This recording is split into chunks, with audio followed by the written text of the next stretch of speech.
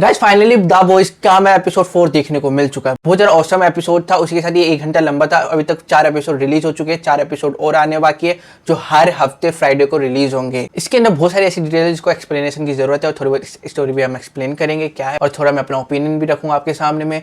तो बिना किसी का भी टाइम बर्बाद करते हुए, तो बिना कंपाउंड वी लिए हुए चलिए वीडियो शुरू करते हैं।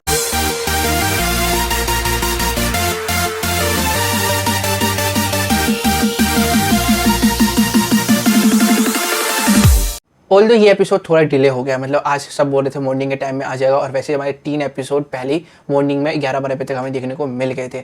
पर आज स्पेसिफिकली एपिसोड 4 डिले होता गया, डोंट नो वाई, पर जैसे जैसे ये रिलीज हो चुका है। मैंने पर अमेजोन प्राइम से नहीं देखा क्योंकि स्टिल उधर नहीं आया था, टोरेंट पे अवेलेबल था तो उधर से देख लिया था मैंने। ट्रूथ स्पीकिंग इस एपिसोड में बहुत कुछ था। जितना हमारा स्टोरी 3 एपिसोड में खत्म हुई थी या कवर हुई थी, उतना ही ज्यादा स्टोरी हमें इस एपिसोड में देखने को मिली है। और इस एपिसोड में बहुत सारे क्वेश्चन तो छोड़ी गई है और मिस्ट्री इतनी सारी कर दी है कि हमें आने वाले एपिसोड का अब और इंतजार नहीं हो रहा। ऑल्दो पहले ये अमेजोन प्राइम ऐसे नहीं करता था, एक ही साथ में सारी एपिसोड लॉन्च कर देता था, जस्ट लाइक नेटफ्लिक्स। जब से डिज्नी प्लस हॉटस्टार आया है और जब वो हर हफ्ते अपना एक एपिसोड लॉन्च करता है, तो हर हफ्ते हाइप बनी रहती है नए एपिसोड की आने के लिए।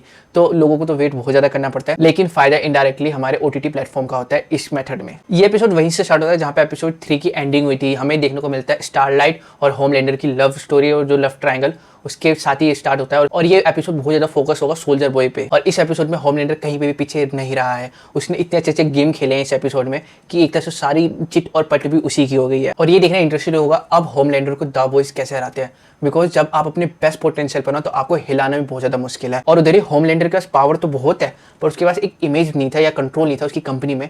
बट इस एपिसोड के एंड जाते जाते उसको पूरा कंट्रोल मिल जाता है अपनी कंपनी का, और जो उसका चेयरमैन होता है उसको इनडायरेक्टली फ्रॉड में फंसा ही देता है वो। और ये एपिसोड खत्म होते होते सुपरसोनिक मर जाएगा, और इसलिए वो नहीं मरेगा क्योंकि उसकी खुद की गलती थी। वो इसलिए मरेगा क्योंकि उसने दूसरे पे भरोसा करा था। अगर कोई वीक होता है तभी भी उस पर ज्यादा रैम नहीं डालना चाहिए, अनटिल अनलेस वो द 7 या कंपाउंड वी के कॉन्टेक्ट में उस पर कभी भरोसा करना ही नहीं चाहिए। वो देखना बहुत ज्यादा इंटरेस्टिंग है। सुपरसोनिक का वो पहला दिन होता है द 7 के अंदर, एंड वो आखिरी भी दिन होता है उसके लिए। वही अगर आप गंदे कीचड़ में हाथ डालोगे तो आपका हाथ भी गंदा होगा, उसके साथ कपड़े भी। और जो मेरे को द बॉयज की सेट वाली थोड़ी वाइब आ रही है, जो ईवल वाली वाइब आ रही है, वैसे मेरे को बॉलीवुड से भी थोड़ी वाइब आती है, ईवल वाली एटीट्यूड वाली, जो पर्दे पे कुछ और पर्दे के पीछे कुछ और होते हैं। उसी के साथ हमें बिल्ली बुचर का हमें एक अलग साइड देखने को मिलती है। बिल्ली बुचर क्यों थोड़ा ज़्यादा ब्रूटर है वो पता करने को मिलता है, क्योंकि अगर वो थोड़ा ब्रूटर क्रूर नहीं होगा तो उसको अपनी टीम पे ही कंट्रोल नहीं होगा।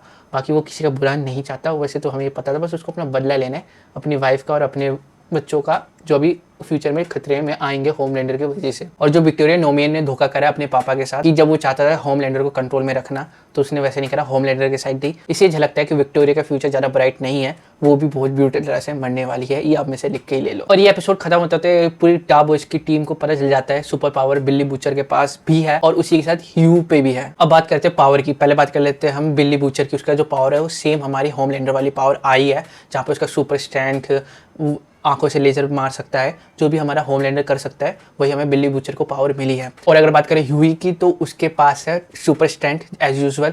जो कंपाउंड भी लेगा उसके पास तो ऐसी बॉडी आ जाएगी कि उसको हराना बहुत मुश्किल है, या उसके आगे खड़ा भी होना बहुत मुश्किल है। पर उसके साथ एक और पावर आई है, उसका टाइम स्किपिंग। इसके अंदर सिंपल सा होता है, एक पर्सन कहीं सी टाइम पीरियड में जंप कर सकता है उस करेंटली टाइम के अंदर।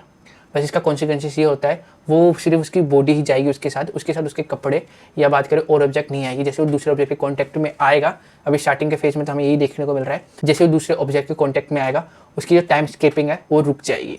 तो हाँ, दोनों की पावर बहुत ऑपोजिट है, बट कंपाउंड भी उसकी बॉडी पे और मेंटल पे भी असर कर रही है। जहाँ पे देखने को मिलता है वो वैन में जा रहा होता है तो एक तरह से वो खुश होता है, अपने आप से सेटिस्फाई होता है कि उसकी जो एक कमजोरी थी वो भी अब नहीं रही है, क्योंकि उसीलिए कमजोर था क्योंकि उसके पास पावर नहीं थी। और उसी के साथ ये एपिसोड एक सस्पेंस में छोड़ देती है। 2 हमें सस्पेंस मेजर देखने को मिलते हैं, जहाँ पे सुपरसोनिक की डेथ देखने को मिलती है। तो स्टारलाइट क्या करेगी अब, उसी के साथ द बॉयज की एक टीम मेंबर जो हमें लड़की देखने को मिलती है, अब वो बहुत ज़्यादा इंजर्ड हो चुकी है। किसकी वजह से, हमारे सोल्जर बॉय की वजह से। क्या कीमी को बच पाएगी? मोस्ट प्रोबेबली मेरे ख्याल से नहीं बचेगी। उसका शायद से एपिसोड 4 आखिरी होगा या बचेगी, तो इनको पता चलेगा सुपर बॉय की क्या स्ट्रेंथ है कि वो किसी भी सुपर ह्यूमन को या कंपाउंड वी वाले पर्सन को मार सकता है। इस एपिसोड में हमें देखने को मिल चुका है। जो उसकी पावर है उसकी पावर डायरेक्ट अटैक करेगी किसी की बॉडी में, या उसके बॉडी में कंपाउंड वी है या ओनली फॉर ब्लड है। नुकसान दोनों वे में होगा। सुपर बॉय की पावर के आगे कंपाउंड वी कुछ नहीं कर सकता, ना हीलिंग फैक्टर काम आएगा ना कोई आएगा। इसी की वजह से हमारा होमलैंडर अपने घुटनों में आएगा। इससे ये भी कन्फर्म हो जाता है सोल्जर बॉय मरा नहीं था, उसको कैद करा गया था रशियन के द्वारा, और सब बहुत ज़्यादा एक्सपेरिमेंट करे गए थे जहाँ से उसको एक तरह से वेपन को क्रिएट करा गया था, जो वो वेपन खुद ही है जो किसी भी सुपर हीरो को मार सकता है। जो डार्क वॉइस वेपन ढूंढ रहे थे वो खुद ही सोल्जर बॉय था। तो इसी के साथ ये एपिसोड खत्म हो जाता है। बहुत सारी चीज़ें हमारी कवर हुई है स्टोरी में, बहुत सारे जो क्वेश्चन थे हमारे उसके आंसर हुए थे कि सोल्जर बॉय के साथ क्या हुआ था, और हमारा एड्रीन क्या द बॉयज में एंटर करेगा, वो अपनी औकाती में रहेगा और इसके लिए पूरी टीम भुगतेगी, और खासकर स्टार गर्ल भी। तो अब वेट करना है हमें एपिसोड 5 में जो देखने को मिलेगा फ्राइडे में। तो देखते हैं वो किस टाइम रिलीज होता है और क्या वो हमारे एपिसोड दे पाता है, क्योंकि द बॉयज से एक्सपेक्टेशन ज़्यादा हो रही है हमारी। देखते हो कैसे डिलीवर करता है हमें। तो उसी के साथ बस इस वीडियो में इतना ही। हम मिलते हैं कल आपके साथ एक नए वीडियो के साथ, एक नए सुपर हीरो कंटेंट के साथ, एक नए दिन के साथ। तब तक के लिए जय हिंद।